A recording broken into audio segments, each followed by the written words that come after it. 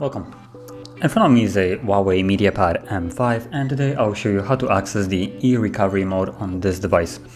So before we begin, you will need a cable, as you can see, the Type-C that you use normally for charging. Plug it into your computer and have it somewhere ready on the side. So once it's ready, hold the power key and then power off the device. So, okay. Select power off and once more and wait for it to shut off. And then once it's off, what you want to do is hold volume up. So volume up somewhere here. And while holding it, plug it in.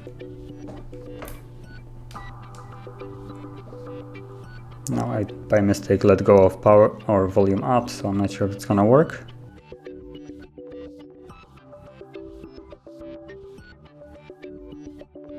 Okay, so as you can see, it actually worked anyway.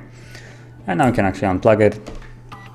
So as you can see, whoa, you can download the latest version of recovery, wipe data, factory reset, basically reboot or shut down.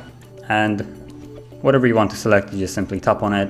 And if you choose wipe data, you will also need to type in yes as a confirmation that you want to perform it. And yeah, I'm just gonna simply reboot it by tapping on it and wait for the device to actually back up into the normal Android.